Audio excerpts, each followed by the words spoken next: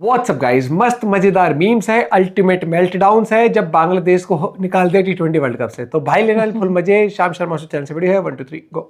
देखिए, आपने शायद एक फेमस विलायती कहावत सुनी होगी, See, as you can see, the more you fuck around, the more you're gonna find out. उसके साथ साथ एक देसी कहावत भी है, नंगा नहाएगा क्या और छोड़ेगा क्या। अब ये दोनों चीजें हाल में ही बांग्लादेश क्रिकेट बोर्ड के साथ हुई है। बांग्लादेश क्रिकेट बोर्ड की हालत उनके नाजायज डैडी जैसी हो रखी है। फखर है ये, कौम के फखर है, कौम के फखर, कौम के फखर है। अल्लाह ने पाकिस्तान को बनाया ही इसीलिए था। लगता है हमारे पड़ोस में एक दूसरा भिखारिस्तान पैदा होने वाला है। देखिए, बेसिकली इंडिया 2026 का T20 वर्ल्ड कप होस्ट कर रही है और ऐसे में बांग्लादेश उठकर बोल रही है कि देखिए, हम ये टूर्नामेंट खेलने के लिए इंडिया नहीं आएंगे और आईसीसी को धमकी दे रही है कि आप लोकेशन हटाइए। Bangladesh now comes out to say no to the matches in India, no World Cup matches in India for Bangladesh. तो आईसीसी ने इनको कहा कि आप यहाँ आ जाएं। और बेसिकली इनको भाड़ में जाने को बोल दिया, क्योंकि ऐसे देश जो अपने खुद के लोगों का ऐसा बर्ताव करते हैं, उनके साथ कितना एंगेज किया जाए ultimately. Some news from Bangladesh now. The atrocities against Hindus and Buddhist minorities in the country continue unabated. From temple desecrations to deadly crackdowns, atrocities against Hindus in Bangladesh have escalated rather sharply. बहुत drama किया ना, बहुत ज्यादा drama किया मंदिरों में, We've been her seeing a जगह। lot of videos on social media, temples being attacked, Hindu homes being targeted and properties being set अपने on ही fire. देश का नाश में ये है कि कर रहे हैं। एक्सपेक्ट नहीं कर रहे थे कि आईसीसी इनको एक्चुअली लात मार के बाहर निकाल देगा। उससे भी ज्यादा फनी चीज ये है कि पाकिस्तान ने इनको चने के झाड़ पे चढ़ा दिया था कि बेटा आप आगे बढ़ो, हम आपके साथ हैं, उम्मा कसम। लेकिन जैसे ही बांग्लादेश को लात पड़ी है तो बांग्लादेश पाकिस्तान को देख रहा है कि यार तुम भी बॉयकॉट करोगे ना मेरे साथ, और पाकिस्तान ने तो लगभग मना कर दिया। तो आइए बांग्लादेश के T20 वर्ल्ड कप से निकलने के बाद जो बड़े बड़े मेल्टडाउन्स हुए हैं उनको साथ में एंजॉय करते हैं। और मैं आपको बताता हूं कि बांग्लादेश ने वर्ल्ड कप को ब्रेवली बॉयकॉट नहीं किया है, बल्कि उनको लात मार के निकाला गया है। शाम शर्मा शो हवाबाजी नहीं रुक रही थी ना बिना बात के। हेलो हेलो, शाम शर्मा शो के Senseless इस चल एपिसोड में रहे आपका बहुत बहुत स्वागत है। मैं हूं सेकुलरिज्म का सीईओ शाम शर्मा और आप सबको एक सेकंड प्रणाम। देखिए, इस पूरी सिचुएशन की जो शुरुआत है, जो बांग्लादेश को लात मार के निकाला गया है T20 वर्ल्ड कप से, इसके लिए जिम्मेदार भी बांग्लादेश। शेख हसीना के खिलाफ कू करने के बाद बांग्लादेश में रेगुलरली माइनॉरिटीज को टारगेट किया जा रहा है, हिंदुओं को टारगेट किया जा रहा है। हर 1-2 हफ्ते में खबर आती है कि किस तरह से एक हिंदू को वहां पर लिंच कर दिया गया है। अब इसको देखते हुए सारी आईपीएल टीम्स ने डिसाइड किया कि भाई हम एक भी बांग्लादेशी को बिड नहीं करेंगे इस साल के आईपीएल के लिए, एक्सेप्ट फॉर बांग्लादेशियों से सबसे ज्यादा प्यार करने वाला स्टेट बंगाल की टीम कोलकाता नाइट राइडर्स। उन्होंने इनिशियली मुस्तफिजुर रहमान को अपनी टीम में ऐड किया था। उसके बाद जो बहुत बड़ा पॉलिटिकल और कल्चरल और सोशल बैकलैश हुआ है, उसके बाद उन्होंने मुस्तफिजुर रहमान को टीम से निकाला। इसके बदले में बांग्लादेश क्रिकेट बोर्ड ने बोला है कि हम इंडिया खेलना जाना ही नहीं चाहते और T20 को हमारे सारे वेन्यू शिफ्ट करने पड़ेंगे बिकॉज ऑफ सिक्योरिटी कंसर्न्स। अब आईसीसी ने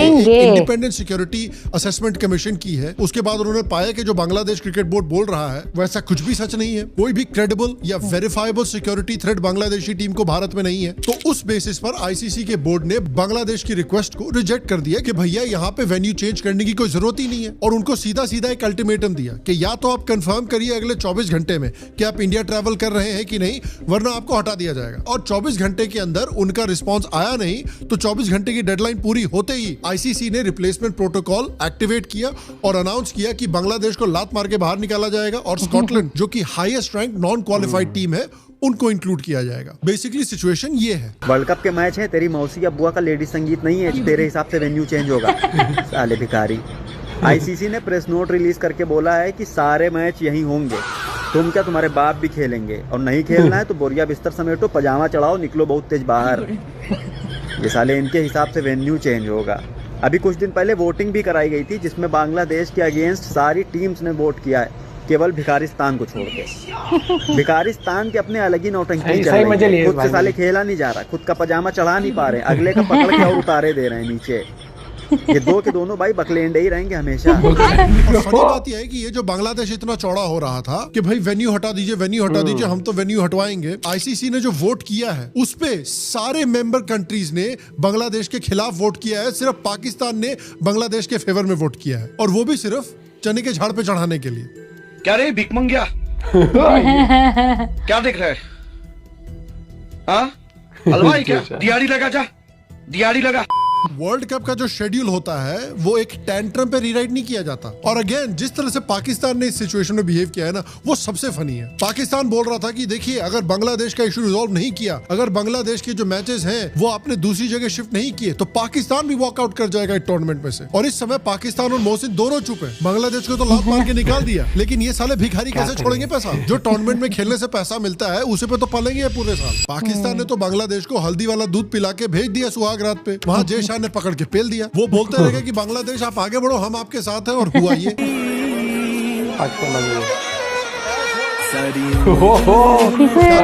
बांग्लादेश का इन्होंने, और गलती बांग्लादेश की भी है ना यार। अब पाकिस्तान पे भरोसा कर रहे हो, तुम्हारा दिमाग खराब है। ये तो वही बात हुई बोलना कि आप केजरीवाल में भरोसा कर रहे हो, या फिर आप सारा पैसा राहुल गांधी के ऊपर लगा रहे हो कि वो इलेक्शन जीतेंगे ही जीतेंगे। पागलपने का काम है यार ये। पाकिस्तान 20 साल से चाइना का पैसा चूस रहा है, चाइना को अपना बेस्ट फ्रेंड बोलता हुआ आ रहा है, चाइना को अपना भाई बोलता हुआ आ रहा है, और एक महीने में चाइना के इतने करोड़ों डॉलर चूसने के बाद ये भाग के अमेरिका की गोद में बैठे हुए हैं। पाकिस्तान ने तुमको चने के झाड़ पे चढ़ा दिया, अब सारी की सारी बख्शीश ये साले खुद बटोर रहे हैं। पाकिस्तान भी खुश कि चिल्लड़ लूटने में अब टफ कंपटीशन उनको बांग्लादेश से नहीं मिलेगा। और यहाँ पर मैं सबसे इंपॉर्टेंट बात करना चाहता हूँ आपसे, क्योंकि बहुत लोग सोशल मीडिया पे ये बोलने की कोशिश कर रहे हैं कि ये बड़ा बहादुरी वाला डिसीजन था, बहुत ब्रेव डिसीजन था, वो आना चाहते थे। लेकिन सच्चाई ये नहीं है। सच्चाई मैं आपको बताता हूँ। सच्चाई ये है कि बांग्लादेश आना चाहता था। बांग्लादेश सिर्फ आईसीसी को बुली करना चाहता था कि आप वेन्यू चेंज करवा दो। उनको लगा कि भाई हम बीसीसीआई हैं, हम बोलेंगे तो चेंज हो जाएगा। सच्चाई ये है बांग्लादेश की कि देखिए पेशाब करते करते कभी कभी पाद निकल जाती है। उसी तरह जब भारत पेशाब करके पाकिस्तान बना रहा था तो गलती से पाद के बांग्लादेश भी निकल गया, और आईसीसी ने बांग्लादेश को बेसिकली ये बोला, You're not that guy, pal. Trust me. You're not that guy.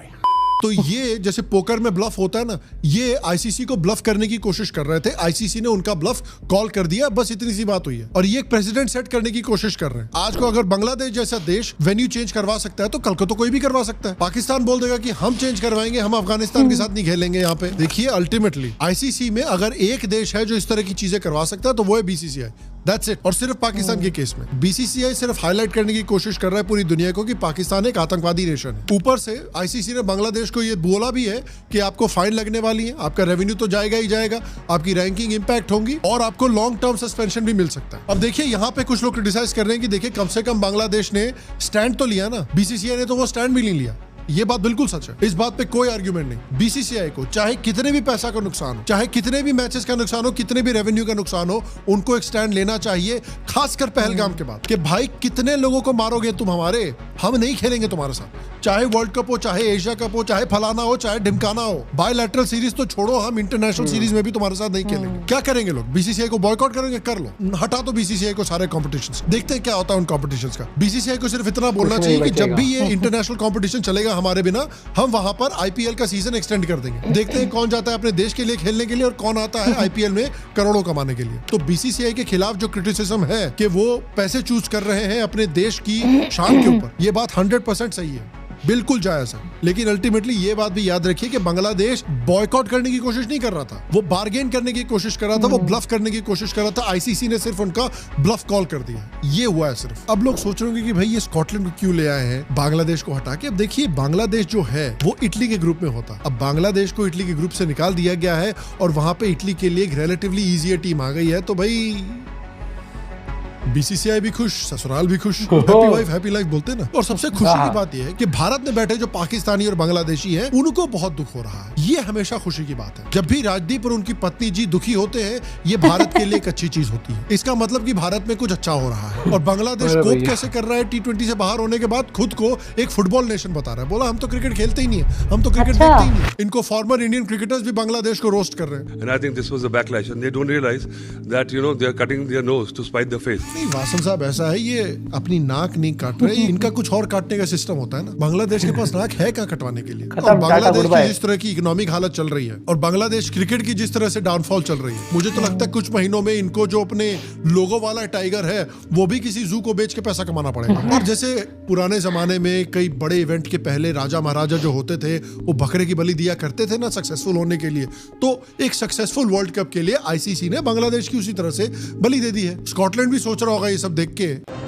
चलो सिलेक्शन हो गई तुम्हारी, मैं सेलेक्ट हो गया। कोई खुशी नहीं है? कौन है भाई तू? ये यकीन नहीं आ रहा कि मेरी सिलेक्शन हो गई है या नहीं हुई है। फिर कौन है यार तू? मेरी सिलेक्शन हो गई है। हाँ मेरी सिलेक्शन हो गई है। अब ये किसी ने भेजा है मेरे पे, छोड़ा है? नहीं, मुझे यकीन नहीं आ रहा कि मेरी सिलेक्शन हो सकती है। यानी मैं बेवकूफ हूँ? मैंने कब कहा? सुना है बांग्लादेश क्रिकेट टीम ममता बनर्जी के पास गई है इंडिया में एंट्री लेने के लिए, क्योंकि सबसे बढ़िया एंट्री लेने का वही तरीका है।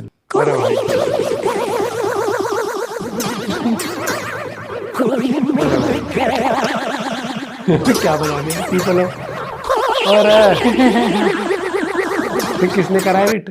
और मुझे लगता है बांग्लादेश को शायद ये बात पहले से पता चल गई थी कि उनको लात मार के बाहर निकाला जाएगा, इसीलिए बांग्लादेश ने ऑल्टरनेटिव इनकम सोर्स पहले से ही तैयार करके रखा हुआ था। और जैसा मैंने आपको बताया, ये बात समझनी भी बहुत जरूरी है कि बांग्लादेश का ये जो ड्रामा है ये वैक्यूम में नहीं हुआ है। 2024 के बाद बांग्लादेश में जो हुआ वो सबको याद है, क्योंकि आप देखिए शेख हसीना को इन्होंने कू में हटाया है, तो उसके अराउंड 1.5 साल कंप्लीट हो गए। शेख हसीना के अंदर बांग्लादेश की जीडीपी ग्रोथ 7% से भी ऊंची थी। कू के बाद से इनकी ग्रोथ प्रोजेक्शन 3% के आसपास है। कुछ असेसमेंट तो कह रहे हैं कि 3% से भी नीचे जा चुकी है 2025 में। जो इनका रेडीमेड गारमेंट सेक्टर है, जो इनका सबसे बड़ा सबसे इंपॉर्टेंट सेक्टर है, उसने पिछले 1.5 साल में 1.5 लाख जॉब्स खोए हैं। जबकि शेख हसीना के टेन्योर में ये इंडस्ट्री रेगुलरली हजारों जॉब्स एनुअली क्रिएट किया करती है। वर्ल्ड बैंक ने एस्टिमेट किया है कि 2025 में बांग्लादेश में 3 मिलियन और लोगों को पॉवर्टी में ढकेल दिया जाएगा, स्लोअर ग्रोथ की वजह से, इन्फ्लेशन की वजह से और पॉलिटिकल इंस्टेबिलिटी की वजह से। तो बेसिकली बांग्लादेश में क्या हुआ है कि बांग्लादेश एक हाई ग्रोथ, फ्राजाइल लेकिन फंक्शनिंग इकोनॉमी से एक लो ग्रोथ, हाई इन्फ्लेशन और हाई अनसर्टेनिटी इकोनॉमी बन गया है। इसीलिए उनकी जो गवर्नमेंट है, उनके जो लीडर्स हैं,